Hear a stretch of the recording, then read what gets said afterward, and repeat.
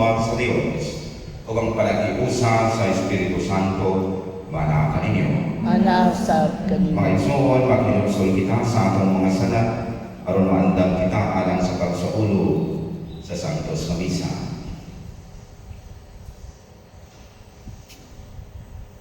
Nagakumpisa na ko sa Dios nga magagabang sa tanan O kaninyo mga igsoon nga nakarapas ako kakuyamon sa una-una sa purong sa buhat o sa wala pagbuhat sa kinahanglang buhaton. Kaya akong sala, akong dakong sala. Busa nangamuyo ako kang Santa Maria nga kaninang ulay o sa kanang anghel mga santos o kaninyo mga igsoon aron inyo akong iampo sa Ginoo nga atong Dios. Kaluyan ang ka sa Dios nga makagagahong sa tanan o pasayloon sa atong mga sala. Dalon kita niyang adto sa kinabuhing dayon. Amen. Ginoo kaluy kami. Ginoo kaluy kami. Kristo kaluy kami. Kristo kaluy kami. Ginoo kaluy kami. Ginoo kaluy kami. Mag-ampo kita. O Amahan, gitawag mo ang imong mga anak aron maglakad sila diha sa kahayag ni Kristo. Lumasa kami sa kagigit o bantay kami diha sa kasanag sa imong kamatuonan. Kini among ipangayo, pinagi sa among Ginoong Hesukristo ay imong anak, nga buhi o hari uban kanimo sa Espiritu Santo, Dios hangtod sa kahangkunan. Amen.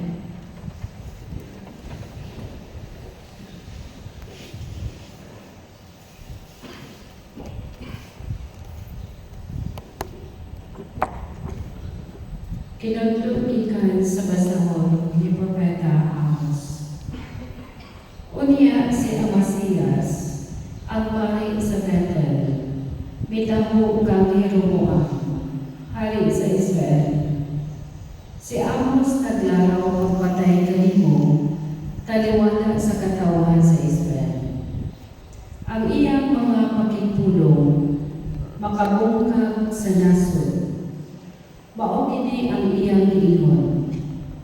Si Jeroboam mamatay sa pangubatan o pamihag ang katawan sa Israel.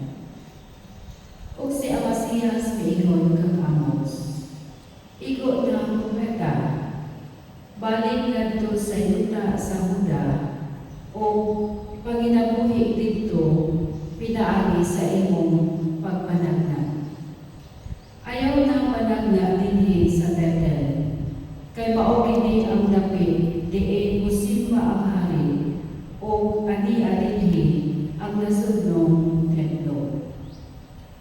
Si Amos mitubag, dili ako mao ang matang sa propeta nga managna aron suhunan. Magbalantay ako sa mga hayop o tig-atiman sa mga kahoy ni Gera. Apan gikuha ako sa Ginoo, gikan sa akong pagkamagbalantay sa karnero, o gisugo ako pagsulti ngadto sa iyang katawan, ang Israel. Busa pamati kamo sa isulti sa Ginoo. Gididaan mo ako sa pagwali batok sa katawan sa Israel o sa mga kaliwat ni Isaac. Tungod kay mingon kaman ni Ana, Amasias, ang Ginoo nangingon kanimo. Ang imong asawa mahimong daotang babae diha sa syudad, ug ang imong anak mamatay sa pangubatan. Mabahin-bahin ang imong yuta o ihatag sa laing mga tao. O ikaw mismo mamatay dito sa yuta sa mga pagano. Ang katawan sa Israel ubihang ngadto sa laing nasod. Ang pulong sa Ginoo. Salamat sa Diyos. Ang mga hukom sa Ginoo matuod o silang tanan mataron. Ang mga hukom sa Ginoo matuod o silang tanan mataron. Ang Pagmanaot sa Ginoo, hingpit, nagalipay sa kanan. Ang kasubuan sa Ginoo, kasaligan, nagahatag o kinaanman sa tao ngayon. Ang mga hukong sa Ginoo matuod, o silang tanan mataron. Ang mga suko sa Ginoo mataron, nagalipay sa kasing-kasing. Ang mga suko sa Ginoo matinaw, nagahatag o kahayag sa mata. Ang mga hukong sa Ginoo matuod, o silang tanan mataron.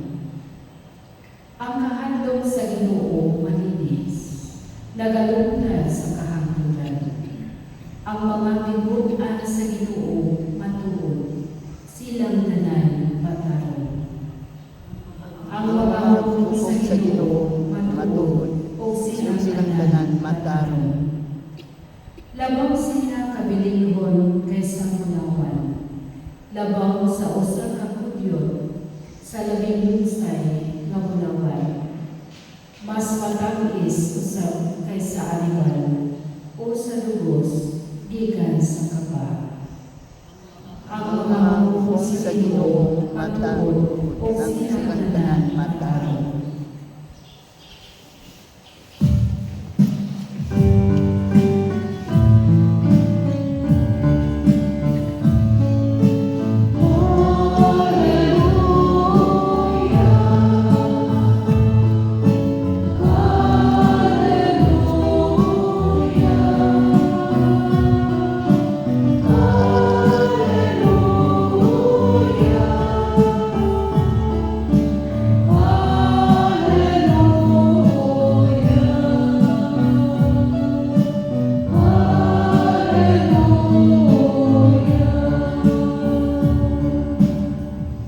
Ang Ginoo manahon ninyo. Nanaw sa kanino. Pagbasa gikan sa Santos nga Ebanghelyo sa mala ni San Mateo. Himayawon ikaw, O Ginoo.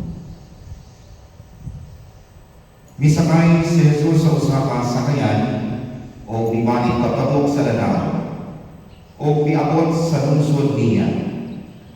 Ug may usa ka paraitiko nga naghigda sa duyan nga ginhatod sa pipilan katawo ngadto kaniya. Nakita ni Jesus ang kadako sa ilang pagsalig kaniya ug miingon siya sa paralitiko, "Anak, ayaw mahadlok kay ipasaylo na ang imong mga sala." Unya, may pipila ka magtutudlog sa balangod nga miingon, "Nagpasipanak sa Dios kining tawhanan." Nasayon si Jesus sa ilang gihuna-huna o miingon siya, "Ngan naguna-huna man kamo, di anak mga huna-hunang dautan. Hain may sayo, ang pag-ingon pa, ipasayo na ang imong mga sala, kung ang pag-ingon pa, bangon o lakad. Karon, ipakita ko kaninyo na ang anak sa tao may gabong dinhi sa yuta sa pagpasaylo sa mga sala." Usa, ingon siya sa paralitiko, "Bangon, tag-a imong gihidaan o pauli sa inyo." O bibang ang paralitiko o di pauli. Sa pagkakita sa mga tao niini, nakahadlok sila o gidayon nila ang Diyos tungod sa paghatag niya niini mahumang ngadto sa mga tao. May soon ang Ebanghelyo sa Ginoo. Dahigon ikaw, O Kristo.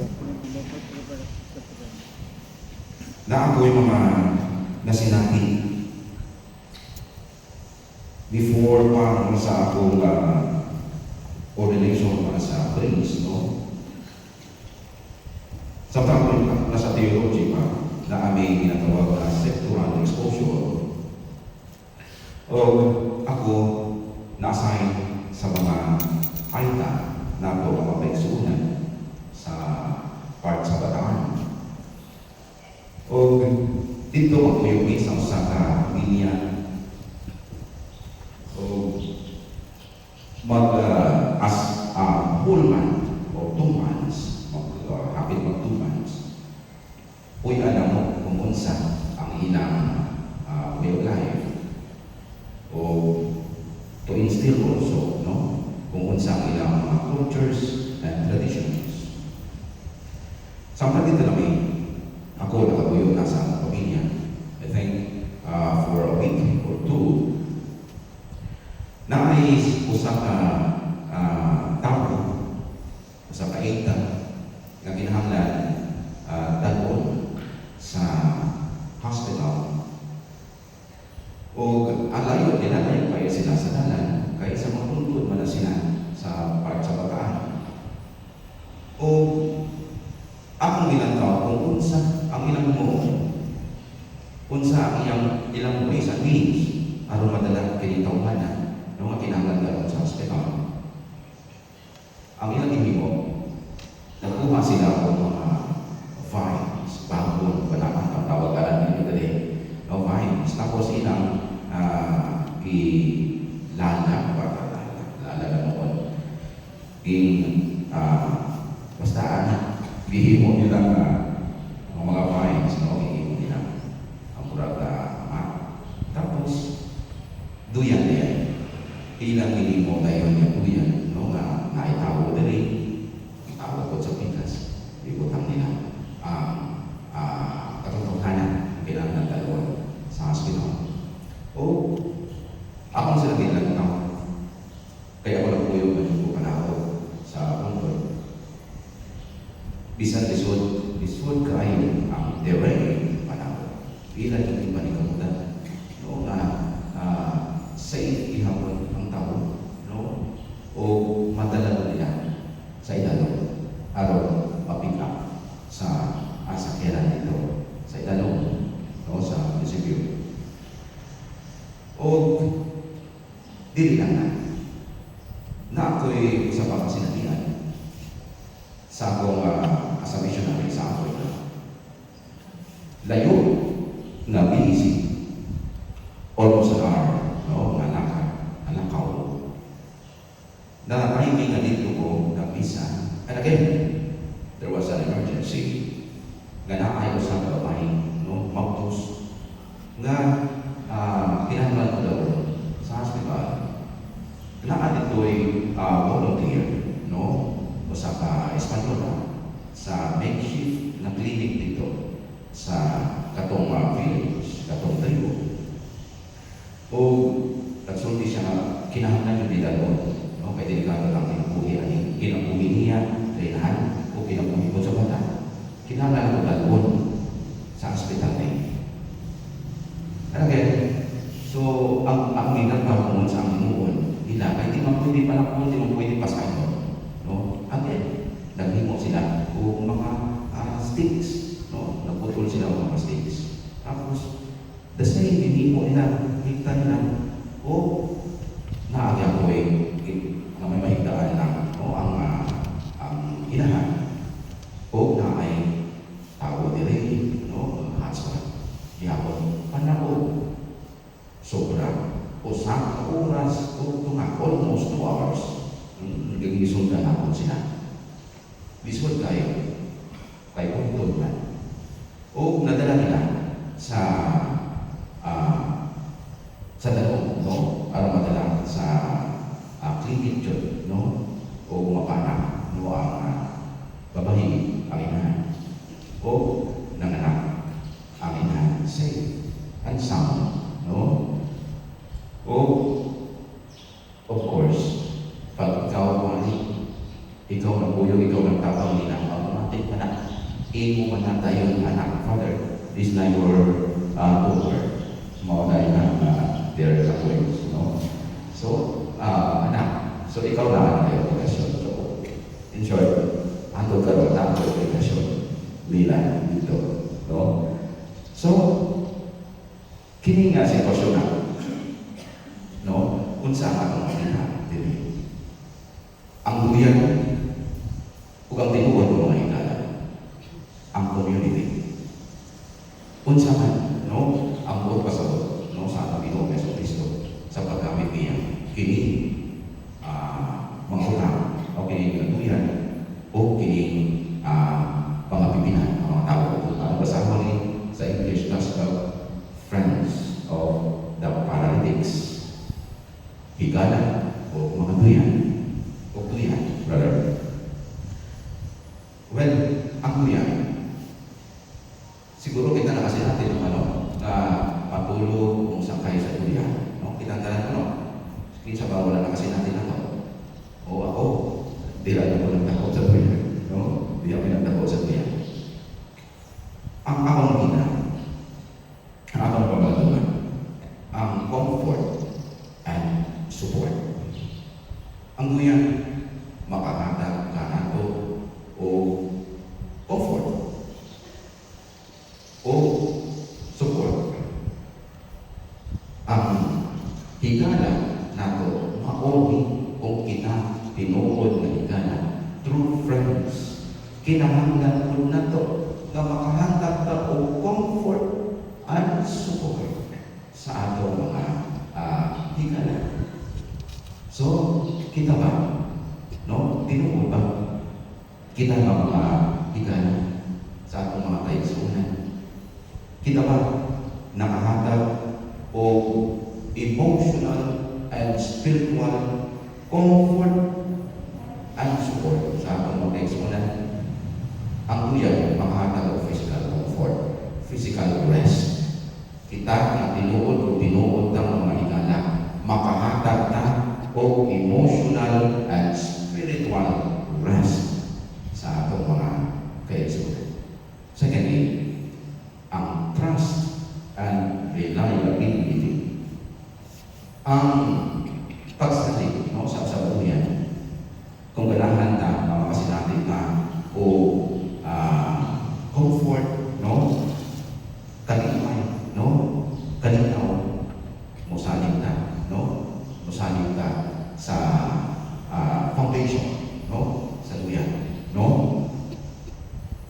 The same sa atong kinabuhi, no, kung kita, no, tinuod ng mga higala. Ang foundation po sa tinuod ng mga higala through friendship, trust jud, pagsalig jud, di ba? Daghan ng mga higala amang nag-away, no, nagtinlaan ang ilang relasyon isip mga maghigala. Ano nga? Tungod kini trust na agani kanta sa Bob Marley, no? Your worst enemy is your best friend. No? Di mo ba ni? No? Ano nga? Kay nakabalo na sa imong kaugalingon, no? Nakabalo na sa mga sikreto nimo sa imong kinabuhi. Nagsalig jud ka kaniya, tanan-tanan ni open na nimo. Pero pag ang pagsalig, ang trust gani, habba na patay, habba po ang relasyon. Thirdly, rest and renewal. Ang duyan, no, makahatag na ito o relaxation. Makahatag na ito panahon na reflection and rejuvenation. Kanito, ang duyan, kung naahalimbawa na sa nasinatin ako dito sa Talinis, no, dito sa lake, no, sa Duha Kapagoy, taon ng duyan, sa duyan dito. Kanindot sa paminaw, kanindot kayo, no, relax, no, maka-reflect ka, makawalang-ulan ka, makapangalantong ka, o makahatag ng imo, o rejuvenation, no. Kasi, no, sa akong true friends, mga tinuod, yung mga higala, o kita mga tinuod na higala, makahatag ko na bata, no, o relaxation, makahatag ko na, o panahon na amalan doon, no, ang atong mga isikay doon, and rejuvenation, no, sa atong mga higala.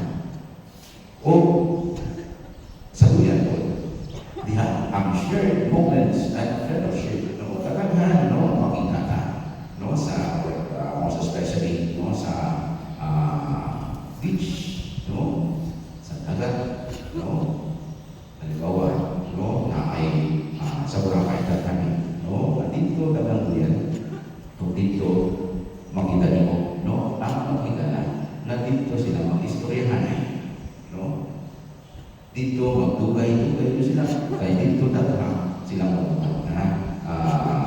ma-share no, sa ilang tagsa-tagsa ng kinabuhi.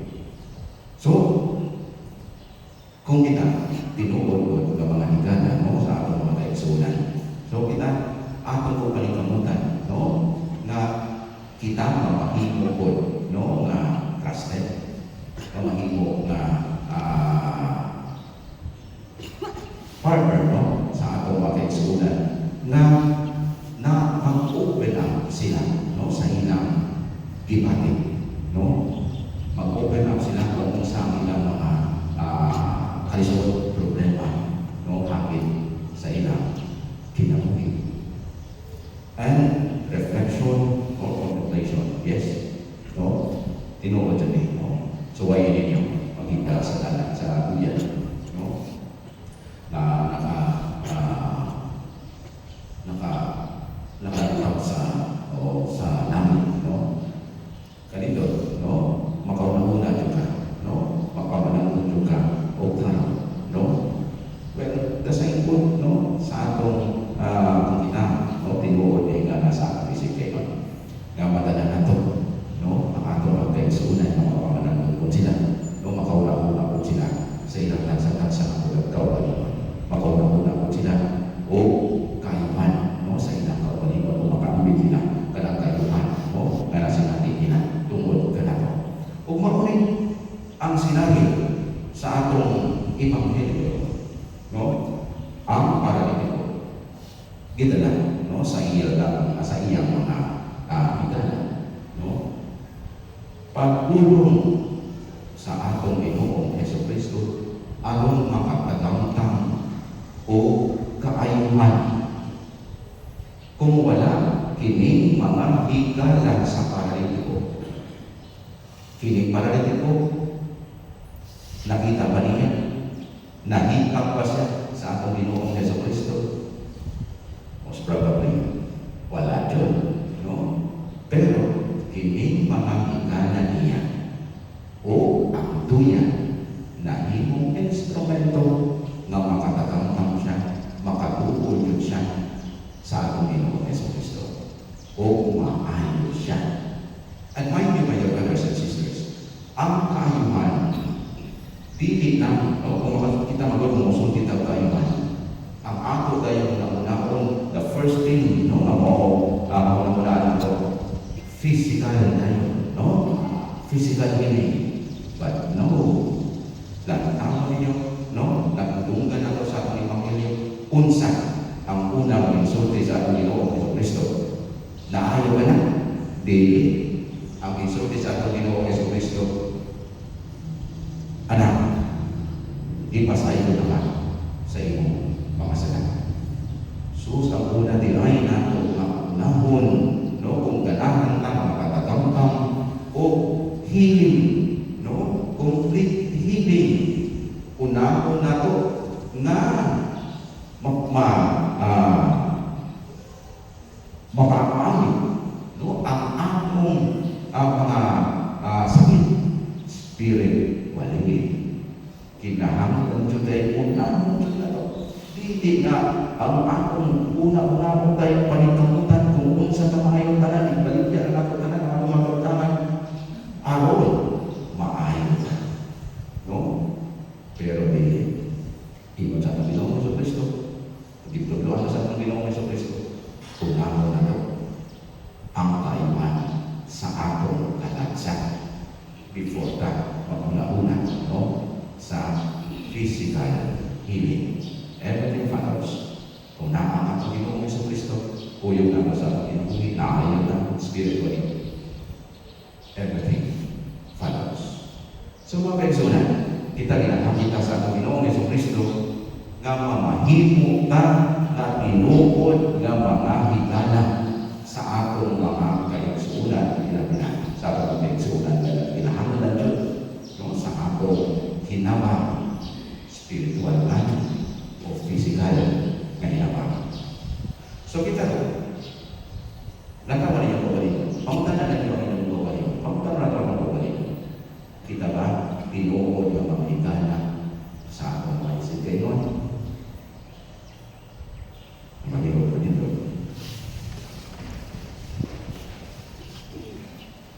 Uman ang tumang pagsalig, tagpunat-tungat sa Ginoo ang mga panginahanglan sa simbahan o sa kalibutan. Muingon kita, Ginoo, dungga ang among pag-ampo. Ginoo, dungga ang among pag-ampo.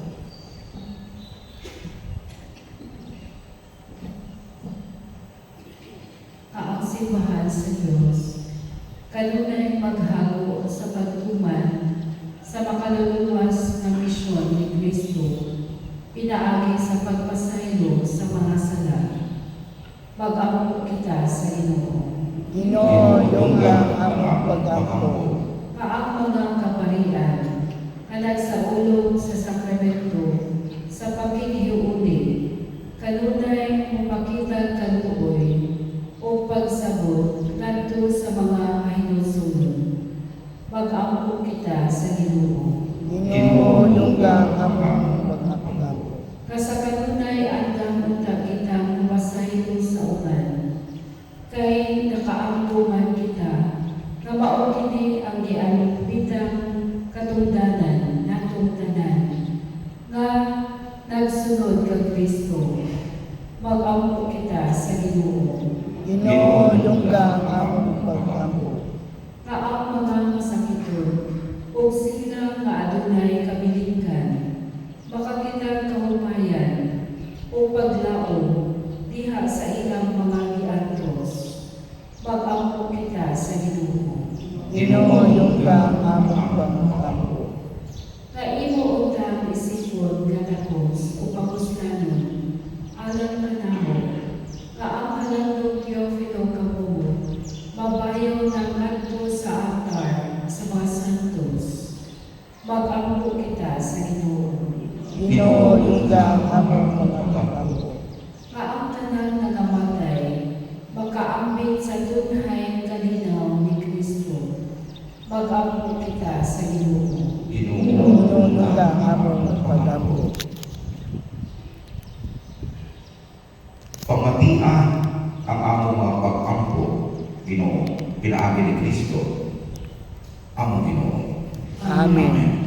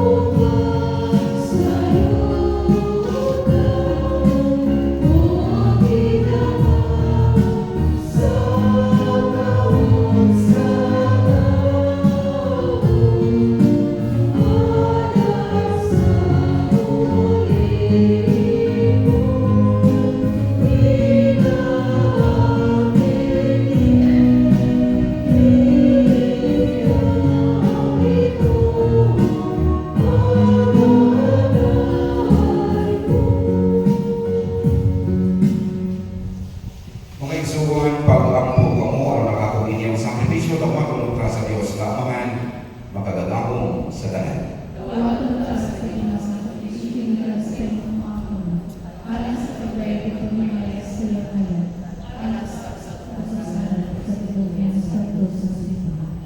O Ginoong Dios namo, pinaagi sa imong mga sakramento, kihatagan mo kami sa dahong sa imong grasya.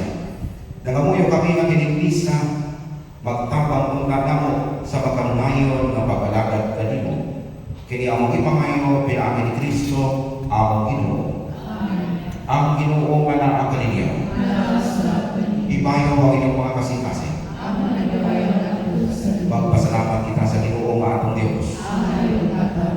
Santos na Amahan Diyos na tunhay o makagagahong sa sa tanan. Angay ug matarong kayo, kapag pasalamat kami kanimo kanunay o sa tanang dapit, pinaagi ni Hesus Kristo among Ginoo.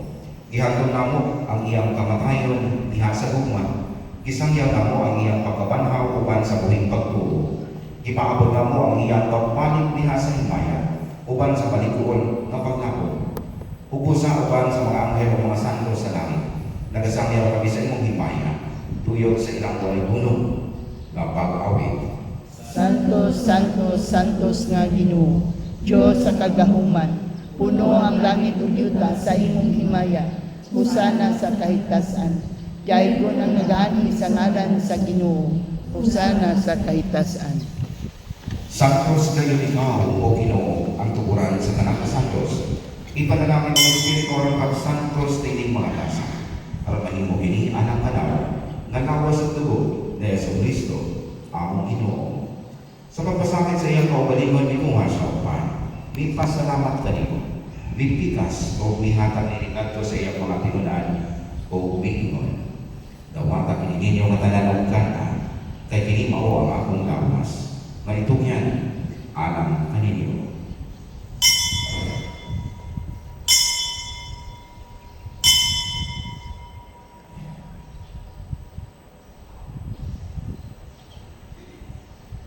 Sa samang paagitapos ang panihapon, bigumar siya sa kalis. May pasalamat kanimo pag-usap. May hatag nilingadto sa iyang mga tinunan o umiingon. Dawata kini ninyo o pag-inom ka mong tanan ikan ilig, kay kini mao ang kanis sa akong dugo, sa bago dunhay na kasabutan. Ang dugo nga iunang alam kaninyo o alam sa tanang mga tao, aron ang mga sala, mapasa ito. Buhat ka kini aron paghandong kalako.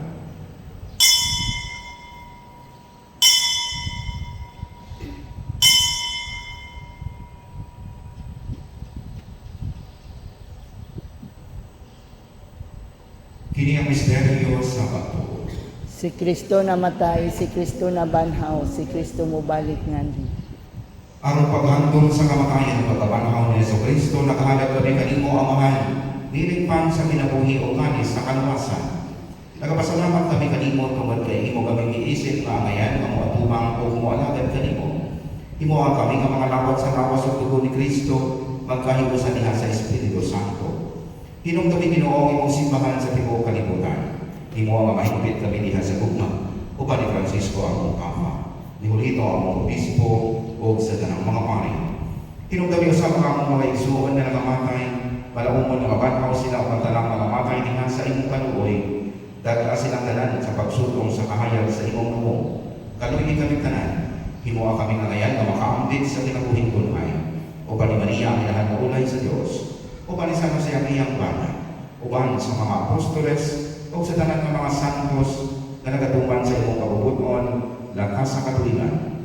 Uban kanina amay kaugatayin ko, nagamon ikaw mahimayakon, pinaagi na Hesus Kristo, imong anak. Pinaagi kaniya, uban kaniya, o diha kaniya. Gihatag na ka kanimo magagagamong mga amahan, diha sa kahiusa sa Espiritu Santo, at alang tungog o himaya, hangtod sa kahangturan. Amen. Itutulungan kita ni Jesus sa pagtawag sa Diyos o araw amahan o pusa, mangahas kita sa Panginoon. Amahan namo nga nasa langit, pagdayeg ng imong ngalan, umabot ka namo ang imong gingharian, matuman ang imong pagwagi sa yuta ngayon sa langit. Ang kalanon namo sa matag adlaw, ihatag ka namo karong adlaw, ug pasayloa kami sa among mga sala. Maingon nga kapsaylo kami sa mga nakasala kanamo, ug dili mo kami tugyan sa mga panulay. Hinunua luwasan kami sa nagdautan. Magayon kami kanimo Ginoo nga imo kami luwason sa tanang dautan. Atake kami sa kaninaw ng ining panahona. Aron tinabangan sa imong kaluoy, mahalikay kami kanunay sa sala ug mahitayo sa tanang pasako. Samtang nagapaabot kami ng malaumon sa pagbalik ni Hesus Kristo, among manubos. Gaymo man ang gingharian, ang gahom ug ang himaya, hangtod sa kahangturan.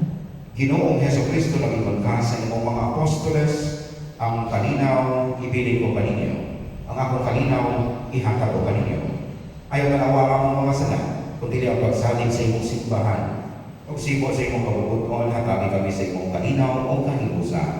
Ikaw mabuhi o hari, hangtod sa kahangturan. Amen. Ang kalinaw sa Ginoo sa kanunay, mana kaninyo. Manaw sa kanimo. Ipakita ka ang pabilig sa ulang. Peace be with you.